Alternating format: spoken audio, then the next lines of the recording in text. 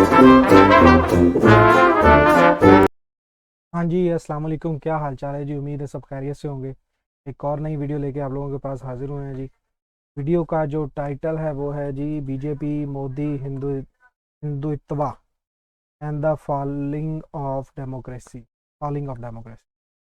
तो आमिर अली जान हैं ये, जो कि काफ़ी एक्सपर्ट हैं काफ़ी सारी चीज़ों में, स्पेशली इकोनॉमी और पॉलिटिक्स, इस तरह की सारी चीज़ों में। तो द पाकिस्तान एक्सपीरियंसेस के ऊपर उनका पॉडकास्ट था। तो पहले सुनते हैं कि वो क्या कहते हैं, फिर उसके बाद इस पे अपनी बात करेंगे। लेकिन मुझे उम्मीद है कि काफ़ी इंटरेस्टिंग और काफ़ी नई बातें सुनने में और देखने में मिलेंगी, और काफ़ी नई नॉलेजेबल चीज़ें हमें मिलेंगी।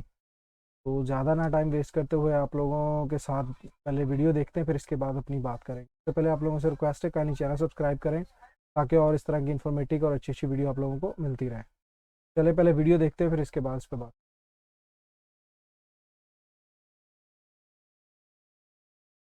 इसमें इंडिया कितना बड़ा फैक्टर है? Because I think part of the reason वो जो एक कॉमन एनिमी वाला लॉजिक था कि ठीक है हम आपस में लड़ते रहेंगे बट जब बिग बैड वुल्फ आएगा तो हम यूनाइट हो जाएंगे। एंड आई फील लाइक कि अब हमारी इस्टेब्लिशमेंट की एक अंडरस्टैंडिंग इंटरनली आ चुकी है। खान साहब ने भी आके खुली बातें बोल दी कि इंडिया से हुण जंग नहीं हो सकती, हुण असी नहीं लड़ना, हुण असी थल्ले ही हैं। तो वो जब ये फिलॉसफी चेंज आया है, so that India factor is also gone now, right? I think India की जो एक तरह से आप समझ लें इन्होंने एक शैडो था, एक गोस्ट था जो बनाया हुआ था बहुत अरसे से। और ये सिर्फ पाकिस्तान ने इंडिया का नहीं बनाया, हिंदुस्तान में भी वो यही करते हैं। बीजेपी जो आजकल कर रही है उनका भी मकसद यही है। असल प्रॉब्लम पाकिस्तानी एलिट्स के लिए ना इंडिया है, ना इंडियन एलिट्स के लिए पाकिस्तानी है। असल प्रॉब्लम उनकी लोकल पॉपुलेशंस हैं। और लोकल पॉपुलेशंस को आप कैसे डिसिप्लिन कर सकते हो? जिस तरह मैंने कहा, अगर आप नहीं दे पा रहे, उनका कंसेंट विन ओवर नहीं कर पा रहे, तो फिर आपने फियर की पॉलिटिक्स उसमें करनी है। तो एक तो डायरेक्ट मार धाड़ है, दूसरा आपने ये एक सीज मेंटालिटी करनी है कि आप लोग को मालूम ही नहीं कि जब आप तनकीद करते हैं तो दुश्मन कितना खुश होता है। जब आप अपने हकूक़ मांगते हैं, इंसानी हकूक़ की बात करते हैं, ह्यूमन राइट्स वायलेशंस के ख़िलाफ़ बात करते हैं, तो फिर आप यानी सब कॉन्शियसली आप गेम खेल रहे हैं मोदी की, या मोदी वाले कहते हैं आप गेम खेल रहे हैं पाकिस्तान की।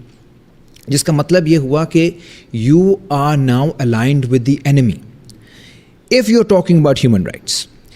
तो ह्यूमन राइट्स या प्रोग्रेसिव जो पूरा एक बयानिया है, उसकी जो इक्वेशन है सब कॉन्टिनेंट में, वो बना दी गई है फॉरेन कंस्पिरेसी के साथ। और ये अगेन इसकी इंटरेस्टिंगली कॉलोनियल रूट्स हैं। जो ब्रिटिश थे उनको बहुत ज़्यादा डर होता था कि हिंदुस्तान वाले जो हैं वो उनका कोई बाहर ताल्लुकात ना ज़्यादा बने। रशिया से उनको डर था, ख़ास तौर पे 1917 की रेवोल्यूशन के बाद। और उससे पहले भी कंस्पिरेसी केसेस होते थे। उन्हें लगता था जी कोई लार्जर जो इस्लामिक वर्ल्ड है उसके अंदर ना हम सर्कुलेट करें, फिर कोई फ्रांस हमें ना इस्तेमाल कर ले इंग्लैंड के ख़िलाफ़। ये 19वीं सेंचुरी में उनके फियर्स थे, तो ये पुराने फियर्स थे। इसलिए एक बड़ी ज़्यादा जो कंस्पिरेसी केसेस हैं ख़ास तौर पे 1910s 20s 30s में, उस पर मैंने अपना PhD में भी काम किया है।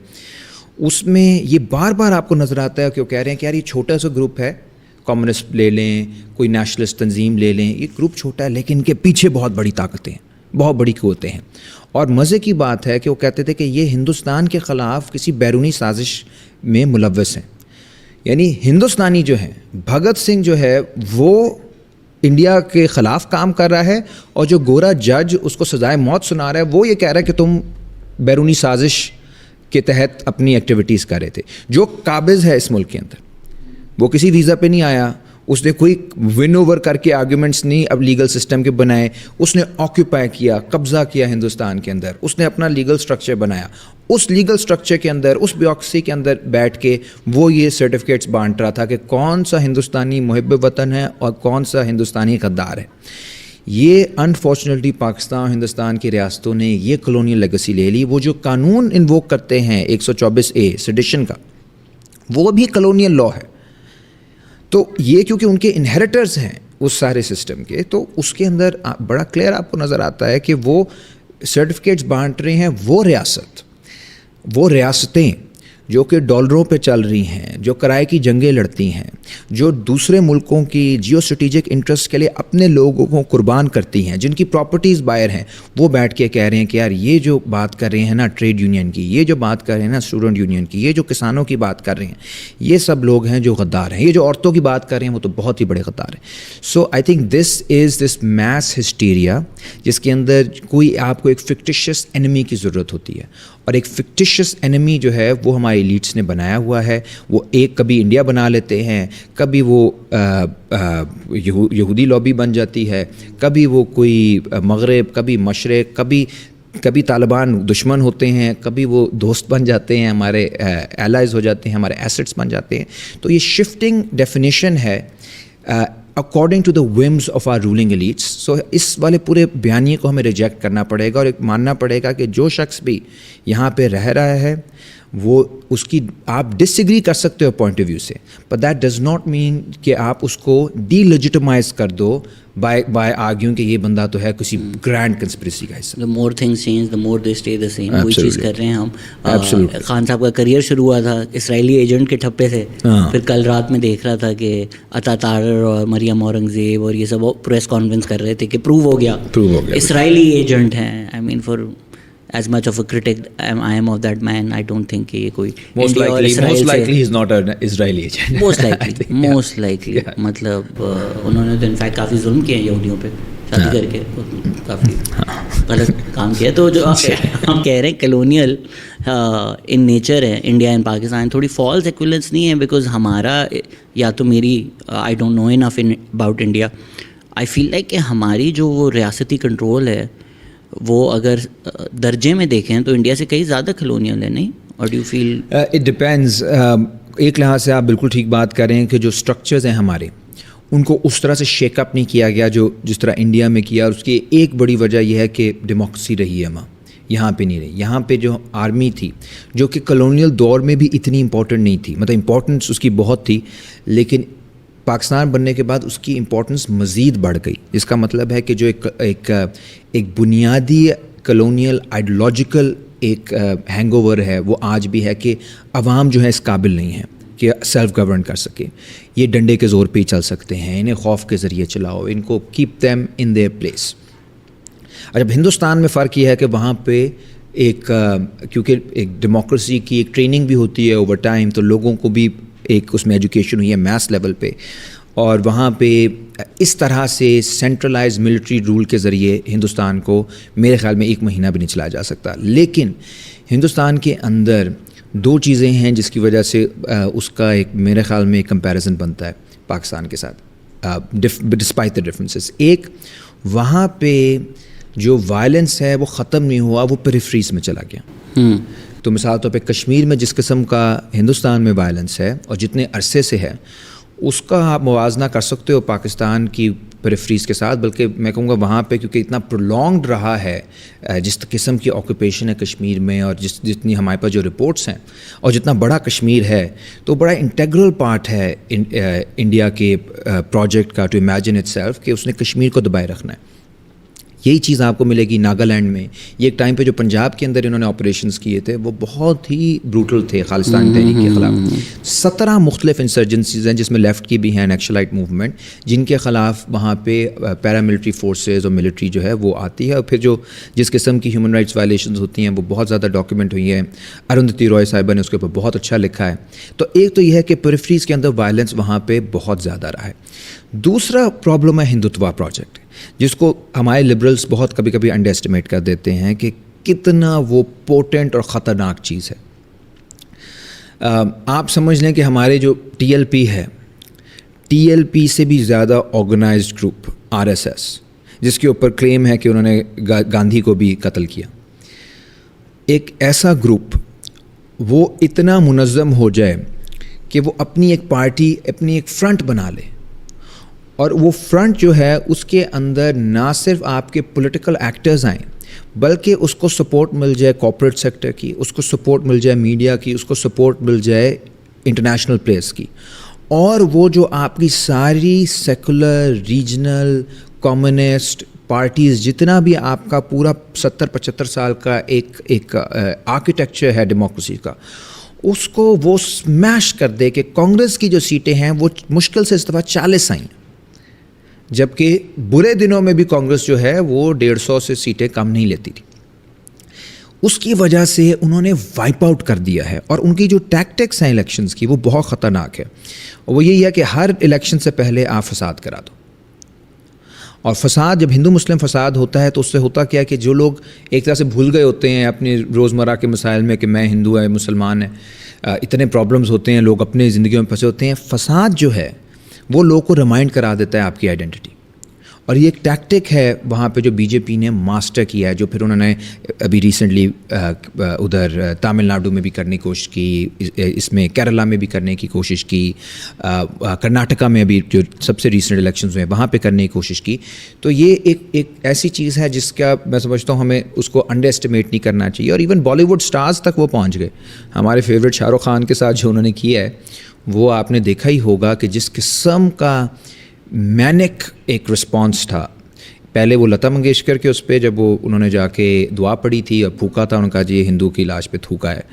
یعنی آپ کے نیبرز ہیں آپ کا، اور شاہ رخ خان تو بہت بڑا سپر اسٹار ہے، آپ کو اتنا بھی نہیں معلوم، اور لوگ اتنے ریڈی ٹو بلیو ہیں in fake news. That's the danger I am alluding to. چاہے ٹرمپ ہو، چاہے مودی ہو، یا ہمارے یہاں پاپولسٹ لیڈرز ہوں، یہ جو لوگوں میں ڈیموکریسیز کے اندر جو کریک کوڈ جو کوڈ ہے اس کو کریک کر دیا ہے بہت سارے پاپولسٹ نے، کہ آپ ایک الٹرنیٹیو ریالٹی بنا سکتے ہو اور لوگ کو اس ایکو چیمبر کے اندر پھنسا سکتے ہو. وہ انڈیا میں ہو رہا ہے، اور اس کی روٹس جو ہیں ہندوتوا کی وہ پرانی ہیں، اور ساتھ ہی ساتھ ایک اسٹیٹ مشینری ہے جو پریفریز پہ جہاں سے موومنٹس اٹھ سکتی ہیں وہاں پہ وائلنٹ ہے. سو آئی تھنک تو آپ کہہ رہے ہیں ڈیموکریسی کا یہ کریک کوڈ ہے. Are you going to say that then the democracy model ہم نے جو اتنے سال فالو کیا ہے اور ہم نے بولا ہے اس سے بہتر کوئی چیز نہیں ہے، it's the worst of all systems except the other ones we've tried. تو ہم جب یہ ساری باتیں کرتے ہیں اور اب پاپولزم نے سارٹ آف اس کو کریک کر لیا ہے، تو آپ کیا کہہ رہے ہیں ڈیموکریسی کی فیلنگ ہے؟ دیکھیں ڈیموکریسی جو ہے وہ ایک تو پروسیجرل ہے کہ آپ نے ایک فارم کرنا ہے، الیکشن کرنا ہے. وہ آپ جیسے وہ 2018 میں بھی الیکشن ہوئے تھے، 2002 میں بھی ہوئے تھے جب کاف لیگ پاکستان کی مقبول ترین پارٹی بن کے سامنے آئی تھی چودھری شجاعت حسین کی لیڈرشپ میں. تو ریفرینڈمز بھی ہوئے ہیں پاکستان میں، وہ بھی ماشاءاللہ 97.8. صدام حسین کو بھی 99 ملتا تھا. خیر یہ چیزیں ہوتی رہی ہیں دنیا بھر میں.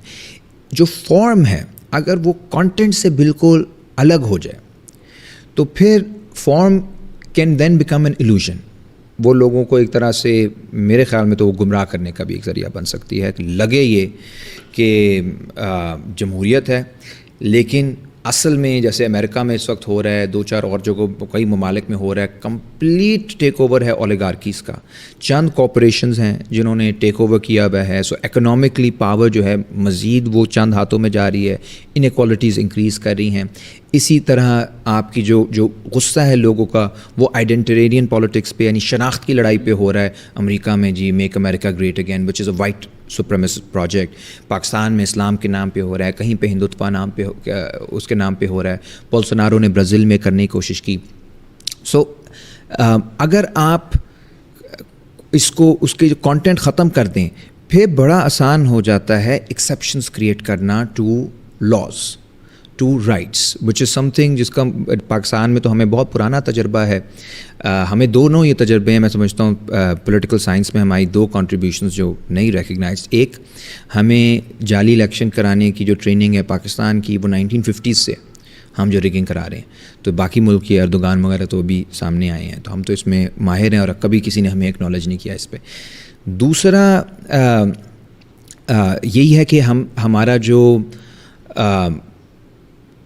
ایمرجنسی لگانا ہے کہ یار اس وقت حالات نازک ہو چکے ہیں، نازک صورتحال، وہ ہمارے اندر بڑا انگرینڈ ہے. اور یہ صرف یہاں پہ میں کہوں گا پاکستان کے علاوہ بھی جو جہاں پہ فیشزم آیا ہے، جہاں پہ رائٹ ونگ موومنٹ سامنے آئی ہیں، انہوں نے یہ کبھی نہیں کہا کہ جمہوریت نہیں ہونی چاہیے، آئین نہیں ہونا چاہیے.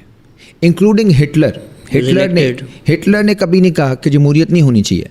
جب وہاں پہ ان کے پارلیمنٹ پہ اٹیک ہوا رائچٹاگ پہ، اس کے بعد اس نے کہا کہ صورتحال اتنی خراب ہو چکی ہے کہ مجھے اس وقت ایمرجنسی لگانی پڑیں گی. We need emergency powers to save Germany. تو ڈیموکریسی کے اندر ہی ایسی فورسز آ سکتی ہیں جو کہ ڈیموکریٹک فارم کو ایونچولی اوورwhelm کر دیں گی. اگر کانٹینٹ نہ رہے وہ جس میں عام لوگوں کی نمائندگی ہو پا رہی ہو, جس میں لوگوں کو لگ سکے کہ ہمارے کوئی نمائندے ہیں, ہماری بات ہو رہی ہے, ہماری زندگیاں بہتر ہو رہی ہیں جمہوریت کی وجہ سے, if there is no economic اور political project attach to this democracy, پھر کوئی نہ کوئی آ کے اپنا اکنامک پولیٹیکل پروجیکٹ اس کے ساتھ اٹیچ کر دے گا. یہ ویکیوم میں چل ہی نہیں سکتا کہ بس جی باریاں لگی ہوئی ہیں, جو آئے بس لوگ جو ہیں وہ دیکھتے رہیں گے اور ایک پیسو آبزرورز کے طور پہ رہیں گے. Eventually political content matters. اور جو بڑی لڑائی ہے اس وقت دنیا بھر میں میرے نزدیک وہ یہ نہیں ہے کہ ہم کہہ رہے ہیں ڈیموکریسی جو ہے وہ فارغ چیز ہے, اس کو ہمیں اب ڈسکارڈ کر دینا چاہیے. The bigger fight is how do we make our democracies meaningful again. کیسے ہم اپنی ڈیموکریسیز کے اندر واپس وہ کانٹینٹ لے کر آ سکتے ہیں جس سے لوگوں کو لگے کہ واقعی ہم اس ریپبلک کا حصہ ہیں, ہم اس جمہوریت کا حصہ ہیں, ہماری امنگوں کی ترجمانی ہو رہی ہے اس جمہوریت کے اندر. وہ اسٹرگل ہے جو ہمیں کرنے کی ضرورت ہے, اور وہ میرا خیال is very different from seeing کہ یار نہیں کانسٹیٹیوشن کو باہر پھینک دو, جمہوریت ختم کر دو. It's more about how do we re-imagine democracy, how do we re-emanate democracy with people's movement. جی تو سنیے آپ نے باتیں, میں تو یار آلموسٹ جو ہے نا ہر بات سے ایگری کرتا ہوں, ہر بات سے آلموسٹ میں کرتا ہوں.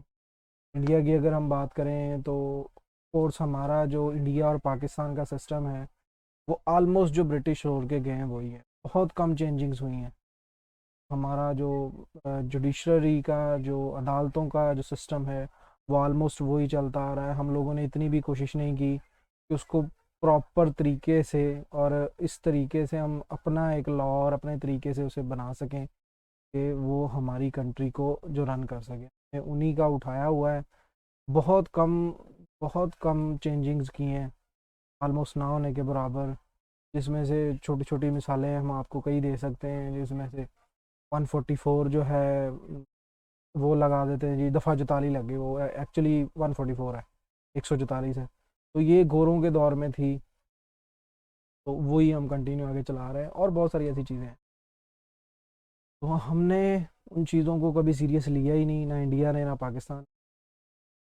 پھر اس کے بعد جو بات آ جاتی ہے جی, جس طرح کے ہندوازم کے اندر مطلب وہ کچھ پارٹیز ہیں, جنرل بات ہے, ہم موویز میں بھی دیکھتے ہیں انڈین موویز, حالانکہ خود انڈین موویز اس چیز کو ہائی لائٹ کرتی ہیں, لیکن لوگ بس وہ نا سیریس نہیں لیتے, بس ایک سائڈ سے دیکھی دوسری سائڈ میں بھول گئے. کیا چیز کہ بہت ساری پارٹیز ہیں, ایون کہ پاکستان کے اندر بھی ہے, میں یہ نہیں کہوں گا, لیکن پاکستان میں نا جتنا میں نے ابھی تک ہوش سنبھالنے کے بعد جو یاد ہے, مطلب اس طرح کی فائٹ یہ چیز نہیں ہے. انڈیا کے اندر یہ چیز زیادہ, کیونکہ انڈیا کے اندر مسلم اور ہندو دونوں سب سے زیادہ بڑی آبادی ہیں, تو اس لحاظ سے ان لوگوں کے لیے ایزی ہے یہ کام ہٹ کروانا کہ ریلیجن کے اوپر فائٹ کروا دو. پاکستان کے اندر کیونکہ ریلیجن کے اوپر فائٹ نہیں ہوتی تو وہ ذات پات کے اوپر ہو جاتی ہے. وہ بٹا نو ووٹ نہیں دینا, وہ گجرا نو ووٹ نہیں دینا, وہ راجپوتاں نو ووٹ نہیں دینا, مطلب لائک دیٹ. لیکن انڈیا کے اندر یہ جو RSS ہے, اس طرح کی جو پارٹیز ہیں, یہ اس چیز کو بہت زیادہ پروموٹ کرتی ہیں, بلکہ پروموٹ کرنے کے ساتھ بہت زیادہ خود فائدہ اٹھاتی ہیں. کہ جب الیکشن قریب ہوتے ہیں تو جیسے کہ وہ بھائی نے بولا, جنمن یہی بات ہے کہ الیکشن تک لوگ بھول جاتے ہیں, پھر دوبارہ ایک ہو جاتے ہیں. اور یار یہ ایزی بہت ایزی سمپل سی سادی سی مثال ہے. میں ادھر دبئی میں رہتا ہوں نا, میرا فرینڈ ہے, ایک نہیں کئی ہیں, ہمارے اندر کانسیپٹ بھی نہیں ہے کہ وہ ہندو ہے میں مسلم ہوں. ہم ملتے ہیں, گلے بھی ملتے ہیں, ہنسی مذاق کرتے ہیں, وہ مطلب سارا کچھ چلتا ہے, کھاتے پیتے بھی ایک ساتھ ہیں. کبھی کوئی ایشو ہی نہیں ہوا, کبھی انڈیا پاکستان کا اتنا ایشو نہیں ہوا یار. یہ ریلیجنس تو بڑی دور کی بات ہے, حالانکہ کنٹریز ڈفرینٹ ہے, لیکن انڈیا کے اندر یہ پرابلمس آتی ہیں. ہر جگہ کی بات نہیں کر رہا ہوں, لیکن موسٹلی جگہ پہ جہاں پہ ان لوگوں کو ہولڈ زیادہ ہے, جہاں وہ کروا سکتے ہیں, جہاں انہیں پتہ ہے کہ زیادہ افیکٹ ہوگا, وہ وہاں پہ کرواتے ہیں. وہ فائٹ کروا دیں گے تو لوگ کیا کرتے ہیں, پھر اسی چکر میں نا جو اپنی پارٹی جیسے کہ RSS کا کوئی کھڑا ہے الیکشن کے اندر, تو وہ اس کو ووٹ دیں گے ہندو جو ہے, تو اسی طرح مسلم پھر اپنے کو دیں. تو اس چکر میں آف کورس وہاں پہ زیادہ میجورٹی جو ہے وہ ہندوؤں کی ہے, تو اس چکر میں وہ جیتتا ہے. تو وہ ایک ٹرک بنایا ہوا ہے لوگوں کا لوگوں کو دھوکہ دے کے لوگوں کو بیوقوف بنا کے ووٹ حاصل کرنے کا ایک ٹرک ہے. اور اگر بات ہم کریں پاکستان کی تو پاکستان آف کورس ایسے ہی چل رہا ہے. 90% پاکستان کو آرمی چلا رہی. جب بھی کوئی ایشو بنتا ہے مارشل لا لگا دو, جب بھی کوئی مسئلہ بنتا ہے مارشل لا لگا دو. مطلب پاکستان کا مائنڈ سیٹ اس طرح کا بنا دیا ہوا ہے, پاکستان کے لوگوں کا, ایون کہ پاکستان کی آرمی کا خود یہ مائنڈ سیٹ بنا ہوا ہے کہ اگر ہم نہیں ہیں تو یہ ملک چل ہی نہیں سکتا. حتیٰ کہ ملک جو ہے, جو اسپیشلی جو جمہوریت والے ملک ہوتے, ڈیموکریسی والے ملک ہوتے, آرمی نہیں چلاتی, وہ پولیٹیشینس چلاتے, وہ رن کرتے ہیں, وہ کمنٹمنٹس کرتے ہیں, وہ ڈیلز کریک کرتے ہیں, وہ سارے رولز اینڈ ریگولیشن وہ فالو کرتے ہیں. آرمی کا کام ہے سیکیورٹی, سیفٹی, ان چیزوں کے اوپر فوکس کرتے. لیکن پاکستان کے اندر تھوڑا سا الٹا ہے, 100% نہیں لیکن ہے. تو جو آرمی ہے اس کا بہت زیادہ ہولڈ ہے, جو کہ جنون بات ہے. تو وہی جو برٹشر کے دور سے چلتا آ رہا تھا, پاکستان آزاد ہونے کے بعد وہ چیز اور پاورفل ہو گئی. پھر جب بھی وہ تھوڑا سا مسئلہ دیکھتے ہیں یا دیکھتے ہیں پولیٹیشنز نہیں سنبھال سکتے, آرمی ٹیک اوور کر لے. اور یہی ہوتا آ رہا ہے جو کہ صحیح چیز نہیں ہے. ہمیں اس چیز کو بدلنا پڑے گا, ہمیں اپنے لاز کافی حد تک چینج کرنے پڑیں گے, ہمیں خود کو سدھارنا پڑے گا. آرمی کا کام ہے سیکیورٹی, سیفٹی, ان چیزوں کا. ملک رن کرنا پولیٹیشنز کا کام ہے, جو بیوروکریٹس ہیں ان کا کام ہے, تاکہ وہ دوسری کنٹریز کے ساتھ مل کے کچھ نئے پروجیکٹ بنا سکیں, کچھ نئی ڈیولپمنٹ کر سکیں, اپنی عوام کے پرابلمس حل کر سکیں. ابھی آرمی گھر گھر جا کے تو نہیں نا حل کر سکتی. آرمی اگر ٹیک اوور کرتی بھی ہے تو وہ تو ایک جنرل سے سٹیپ اٹھا سکتی ہے, پولیٹیشنز کی طرح, کیونکہ پولیٹیشن میں ناظم بھی آتا ہے, میں یہ سارے ہوتے ہیں, تو وہ اپنے اپنے علاقے کے مسئلے حل کرنے کی کوشش کرتے ہیں. آرمی ہر جگہ جا کے یہ کام تو نہیں کر سکتی, لیکن کر رہا ہے. میں بھائی 100% ایگری کرتا ہوں ہر بات سے اس بھائی. امید ہے آپ لوگ بھی ایگری کرتے ہوں گے. ویڈیو اچھی لگی تو لائک کیجیے گا, سبسکرائب کیجیے گا, اور اس طرح کی اور اچھی انشاءاللہ ویڈیو لے کے آتا رہوں گا آپ کے پاس. تب تک مجھے دیں اجازت. السلام علیکم.